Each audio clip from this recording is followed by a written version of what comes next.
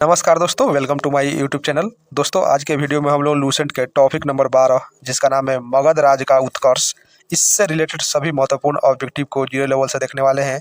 तो चलिए पहला क्वेश्चन को देखते हैं कि पहला क्वेश्चन क्या है। तो दोस्तों, पहला क्वेश्चन है कि मगध के सबसे प्राचीन वंश के संस्थापक कौन थे। मगध के सबसे प्राचीन वंश के संस्थापक कौन थे। तो साथियों, इसका राइट आंसर हो जाएगा option number B, Brihadratha. Option number B, Brihadratha जो है राइट आंसर हो जाएगा। दोस्तों, ये जो बृहदर्थ है इसने अपनी राजधानी को गिरिब्रज जो है बनाया था। दोस्तों, ये गिरिब्रज को अभी वर्तमान में राजगृह कहा जाता है, राजगृह कहा जाता है। और दोस्तों, ये जो ऑप्शन नंबर सी जरासंध है, ये जरासंध बृहदर्थ का पुत्र था, बृहदर्थ का पुत्र था जरासंध। इसको आप लोग ध्यान में रखिएगा। चलिए अगला क्वेश्चन को देखते हैं, क्वेश्चन नंबर 2 को। तो दोस्तों, क्वेश्चन नंबर 2 है कि हर्यंक वंश के संस्थापक कौन था। हर्यंक वंश के संस्थापक कौन था। तो साथियों, इसका राइट आंसर हो जाएगा ऑप्शन नंबर ए, बिंबिसार। ऑप्शन नंबर ए, बिंबिसार जो है इसका राइट आंसर हो जाएगा। साथियों, ये जो बिंबिसार है मगध के जो है राजा बना था और जो है मगध के गद्दी पर यह 544 ईसा पूर्व में बैठा। 544 ईसा पूर्व में यह जो है मगध के गद्दी पर बैठा और यह बौद्ध धर्म को मानता था। इस बात को भी आप लोगों को ध्यान रखना चाहिए, यह बौद्ध धर्म को मानता था और मगध के गद्दी पर 544 ईसा पूर्व में बैठा था। चलिए अगला क्वेश्चन देखते हैं, क्वेश्चन नंबर 3 को। तो साथियों, क्वेश्चन नंबर 3 है कि बिंबिसार ने बृहदत्त को हराकर कौन से राज्य को अपने राज्य मगध में मिला लिया।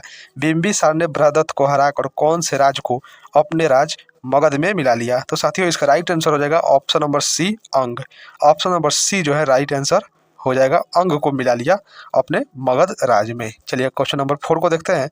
तो क्वेश्चन नंबर 4 है कि बिंबिसार ने मगध पर कितने वर्षों तक राज किया। बिंबिसार ने मगध पर कितने वर्षों तक राज किया। तो इसका राइट आंसर हो जाएगा ऑप्शन नंबर डी, 52 वर्ष। ऑप्शन नंबर डी जो है राइट आंसर हो जाएगा। चलिए अगला क्वेश्चन को देखते हैं, क्वेश्चन नंबर 5 को।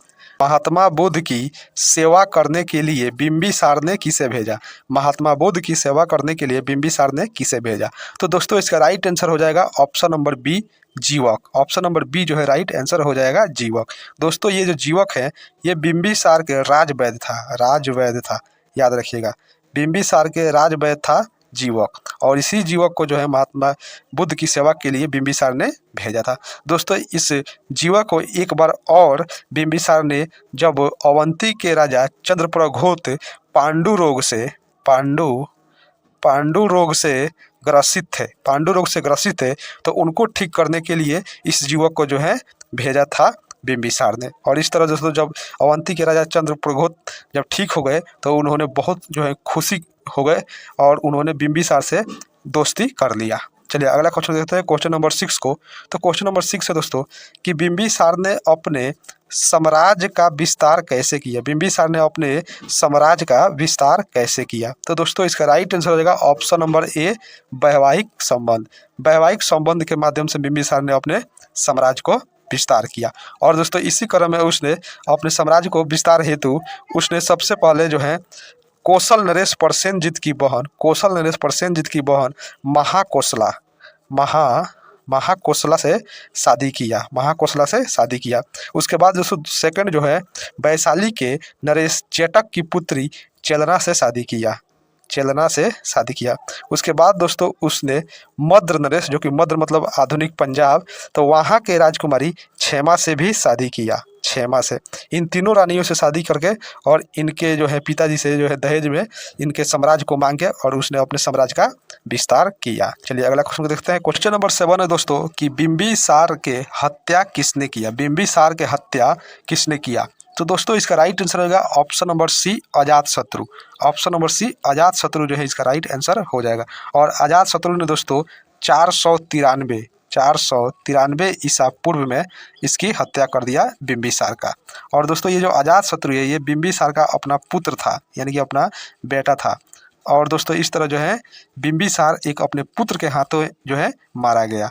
और इस तरह दोस्तों जैसे ही बिंबिसार मारा गया तो मगध के गद्दी पर अगला राजा बना अजातशत्रु और अजातशत्रु जो है राजा बन गया। तो चलिए अगला क्वेश्चन को देखते हैं, क्वेश्चन नंबर 8 को।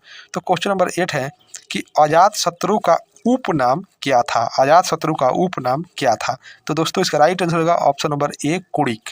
अजात शत्रु का उपनाम जो है कुड़िक था, इसलिए इसका राइट आंसर ऑप्शन नंबर ए जो है सही हो जाएगा। चलिए अगला क्वेश्चन को देखते हैं। तो दोस्तों 9 नंबर क्वेश्चन है कि अजात शत्रु ने मगध पर कितने वर्षों तक शासन किया? अजात शत्रु ने मगध पर कितने वर्षों तक शासन किया? तो दोस्तों इसका राइट आंसर हो जाएगा जो है option number D. Option number D right answer होगा 32 वर्ष। 32 वर्ष जो है इसका राइट आंसर हो जाएगा ऑप्शन नंबर डी। चलिए अगला क्वेश्चन को देखते हैं, क्वेश्चन नंबर 10 को। तो क्वेश्चन नंबर 10 है कि अजात शत्रु किस धर्म को मानता था? अजात शत्रु किस धर्म को मानता था? तो दोस्तों इसका राइट आंसर होगा ऑप्शन नंबर सी, जैन धर्म को। अजात शत्रु जैन धर्म को मानता था, इसलिए right answer option number C सही हो जाएगा। चलिए अगला क्वेश्चन को देखते हैं। तो क्वेश्चन नंबर 11 है कि अजात शत्रु के सबसे योग्य मंत्री का नाम क्या था? अजात शत्रु के सबसे योग्य मंत्री का नाम क्या था? तो दोस्तों इसका राइट आंसर होगा ऑप्शन नंबर बी, वर्षकार। अजात शत्रु के सबसे योग्य मंत्री का नाम वर्षकार था। और दोस्तों इस वर्षकार के सहायता से ही, वर्षकार के जो है दिमाग से ही उसने वैशाली को जीता था। वैशाली राज्य को जो है जीता था अजात शत्रु इस वर्षकार के सहायता के माध्यम से। चलिए अगला क्वेश्चन देखते हैं, क्वेश्चन नंबर 12 को। तो क्वेश्चन नंबर 12 है कि अजात शत्रु के हत्या किसने किया? अजात शत्रु के हत्या किसने किया? तो दोस्तों इसका राइट आंसर होगा ऑप्शन नंबर ए, उदाइन। उदाइन जो है इसका राइट आंसर हो जाएगा।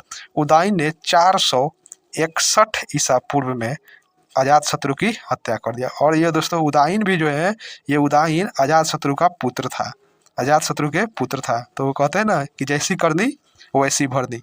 अजात शत्रु ने अपने पिता बिंबिसार की हत्या किया और राजा बना, तो उसी तरह उदाइन ने भी अपने पिता अजात शत्रु की हत्या कर दिया और फिर जो है राजा बन गया।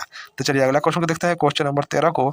तो दोस्तों क्वेश्चन नंबर 13 है कि पाटलीग्राम की स्थापना किसने किया? पाटलीग्राम की स्थापना किसने किया? तो साथियों इसका राइट आंसर हो जाएगा option number C, Udayin. Option number C, Udayin जो है राइट आंसर हो जाए। और यही पाटलीग्राम दोस्तों बाद में चल के पाटलिपुत्र बना, और पाटलिपुत्र के बाद जो है इसका जो है पटना बना, इसलिए इसका right answer option number C हो जाएगा। क्वेश्चन नंबर 14 है दोस्तों कि हर्यंक वंश के अंतिम शासक कौन था? हर्यंक वंश के अंतिम शासक कौन था? तो दोस्तों इसका राइट आंसर हो जाएगा option number B, Nagdashak. Nagdashak जो है इसका राइट आंसर हो जाएगा। दोस्तों ये जो नागदशक है एक अयोग्य शासक था, अयोग्य शासक था, अयोग्य शासक था। और इसी का फायदा उठाकर इसका मंत्री शिशुनाग जो है इसको पद से विमुख कर दिया, यानी कि मगध के गद्दी से हटा दिया, और जो है मगध के गद्दी पर एक नए वंश की स्थापना किया 412 ईसा पूर्व में, और उस वंश का नाम रखा शिशुनाग वंश। उस वंश का नाम रखा शिशुनाग वंश। शिशुनाग वंश जो है उस वंश का नाम रखा। तो इस तरह दोस्तों शिशुनाग ने शिशुनाग वंश की स्थापना किया 412 ईस्वी में, हर्यंक वंश के अंतिम शासक नागदशक को हटा करके। तो चलिए अगला क्वेश्चन को देखते हैं, क्वेश्चन नंबर 15 को। तो क्वेश्चन नंबर 15 है दोस्तों कि शिशुनाग ने अपनी राजधानी पाटलिपुत्रा से हटाकर कहाँ स्थापित किया?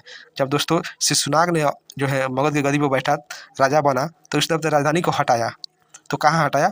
तो उसने पाटलिपुत्रा से हटा करके उसने वैशाली में जो है अपना राजधानी बनाया। तो इसलिए इसका राइट आंसर हो जाएगा ऑप्शन नंबर ए, वैशाली। राइट आंसर हो जाएगा ऑप्शन नंबर ए, वैशाली। चलिए अगला क्वेश्चन को देखते हैं, क्वेश्चन नंबर 16 को। तो साथियों क्वेश्चन नंबर 16 है कि शिशुनाग के उत्तराधिकारी कौन बना?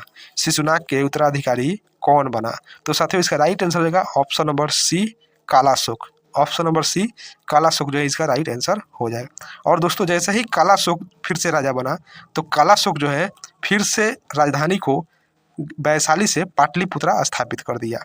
इसलिए इस बात को याद में रखिएगा कि कालाशोक ने फिर से राजधानी वैशाली से पाटलिपुत्रा स्थापित कर दिया। इस बात को ध्यान में रखिएगा। चलिए अगला क्वेश्चन देखते हैं, क्वेश्चन नंबर 17 को। तो क्वेश्चन नंबर 17 है कि शिशुनाग वंश के अंतिम राजा कौन था? शिशुनाग वंश के अंतिम राजा कौन था? तो साथियों इसका राइट आंसर हो जाएगा option number D, Nandivardhan. Option number D जो है इसका राइट आंसर हो जाएगा नंदीवर्धन।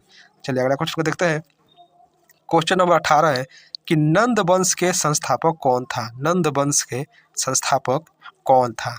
तो दोस्तों इसका राइट आंसर हो जाएगा option number A, Mahapadmananda. Option number A, Mahapadmananda जो है इसका राइट आंसर हो जाएगा।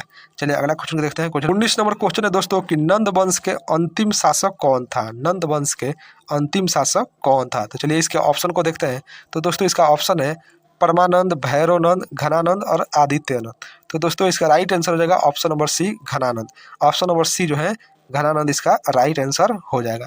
तो यह वही घनानंद है जिसने अपने भरी दरबार में चाणक्य यानी कि कौटिल्य को जो है काफ़ी अपमानित किया था।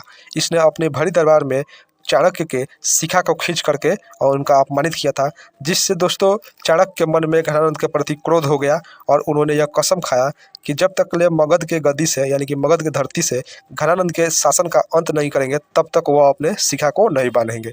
और इस तरह दोस्तों उन्होंने अपना एक चेला या शिष्य बनाए और उस शिष्य था चंद्रगुप्त मौर्य। और चंद्रगुप्त मौर्य की सहायता से चाणक्य ने घनानंद के शासन को मगध के गद्दी से अंत किया और मगध के जो है धरती पर, मगध के साम्राज्य पर एक नए वंश का स्थापना किया और उस वंश का नाम रखा मौर्य वंश।